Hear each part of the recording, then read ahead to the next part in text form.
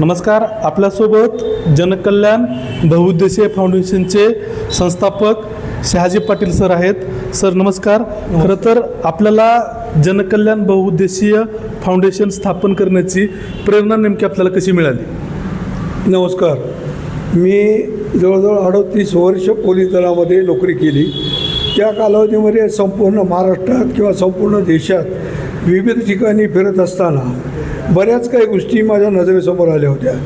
आम्ही गणवेश घालून जे कार्य केलं ते आता मी निवृत्तीनंतर देखील तेच करतो आहे. प्रेरणा मिळण्याचं कारण असं की समाजामध्ये अनेक कलाकार, अनेक खूप चांगलं काम करणाऱ्या मोठ्या मोठ्या व्यक्ती आहेत, पण त्यांना कुठेही कोणी प्रकाशझोतात आणलेलं नाही. उत्तम गुण, उत्तम कला सगळं असताना देखील मग अशा लोकांना जे प्रकाशझोतात नाहीत आणि कार्य चांगलं आहे किंवा जे असे पडलेले आहेत की त्यांना कोणी विचारलेलं नाही, म्हणून ह्या सगळ्या लोकांचं कार्य बघून त्यांना शोधून अशा लोकांची संकटं दूर करणं, त्यांना मदत करणं किंवा त्यांना अंधारातून उजेडात आणणं किंवा जे स्वतःच्या पायावर आता उभं राहिलेल्या कष्टातून शून्यातून करून अशा लोकांना प्रकाशझोतात आणायचं काम करण्यात यावं किंवा करावं असं एक मनोबल वाटलं.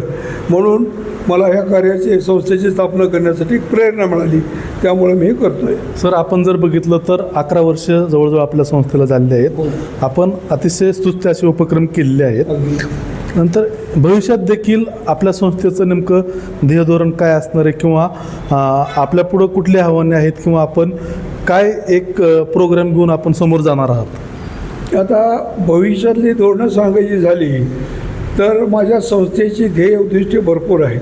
जवळजवळ 25 ते 30 सगळी उद्दिष्ट आहेत.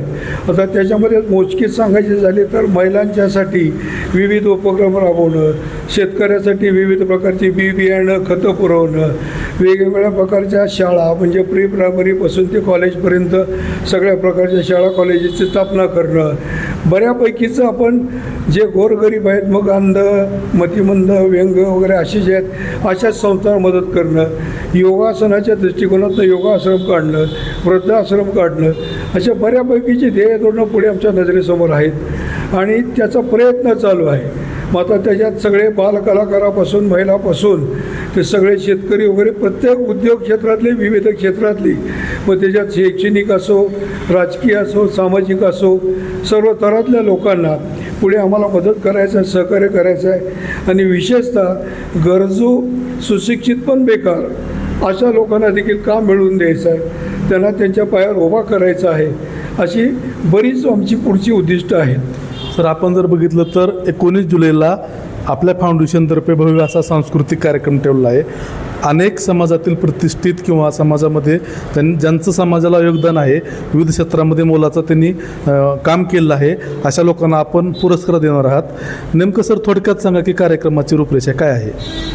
आता हा कार्यक्रम म्हणलं तर कसं आहे, समाजातले मी मगाशी सांगितल्याप्रमाणे मला गेल्या 11 वर्षामध्ये या संस्थेच्या वतीनं आम्हाला मार्गदर्शन म्हणून, आता उदाहरणार्थ आपलं माजी राज्यपाल सिक्कीमचे श्रीनिवास पाटील साहेब आहेत, बाबासाहेब पुरंदरे आहेत, अनाथाची माय म्हणतो ती आपले सिंधुताई सपकाळ आहेत, बाबासाहेब पुरंदरे, बऱ्यापैकीचं कलाक्षेत्रातली वर्षा उसगावकर आहेत, दीपाली सय्यद आहेत, हास्य सम्राट दीपक देशपांडे वगैरे या लोकांच्यामुळं आम्ही संस्थेला त्यांची मदत लाभली किंवा त्यांनी आम्हाला येऊन मार्गदर्शन केलं, म्हणून माझी संस्था गेल्या 11 वर्षामध्ये प्रकाशझोतात आलेली आहे.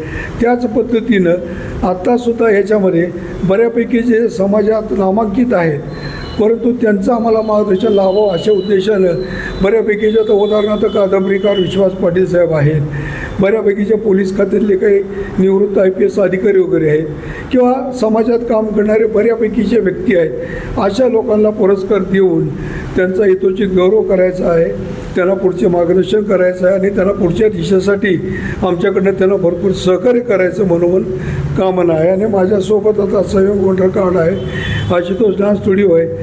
तिघांची ध्येय उद्दिष्ट सर्वसाधारणतः एकच आहेत आणि म्हणून आम्ही तिघं म्हणून हा भव्य कार्यक्रम आयोजित केलेला आहे. दरवर्षी करतो आहे. यावर्षीचाही कार्यक्रमही तसाच करणार आहे. थोडा मोठ्याचं मार्गदर्शन लाभणार आहे आणि बाकीचे इतर देखील सगळे नागरिकांना किंवा आपल्या कलाकारांना, भाग घेणाऱ्या स्पर्धकांना आव्हान एवढंच करतो की आपण मोठ्या प्रमाणात संस्थेच्या या उपक्रमाला साथ द्या, बऱ्यापैकी मोठ्या प्रमाणात आपण भाग घ्या आणि आपल्या मित्र मैत्रिणी नातेवाईकासह या कार्यक्रमाला भरगच्च प्रतिसाद देऊन थिएटर फुल झालं पाहिजे अशा उद्देशानं तुम्ही यावं अशी सर्वांच्या वतीनं मी विनंती करतो. नक्कीच खरंच सर आपल्या कार्यक्रमाला नक्कीच भरभरून असा प्रतिसाद मिळेल, कारण आपण जे आहेत ती समाजातील कलाक्षेत्र असेल किंवा विविध क्षेत्रातील लोकांचा सन्मान करण्याचं एक मोलाचं काम करत असतात. त्याच्यामुळे नक्कीच सर आपल्या कार्यक्रमाला भरभरून असं यश मिळेल. धन्यवाद.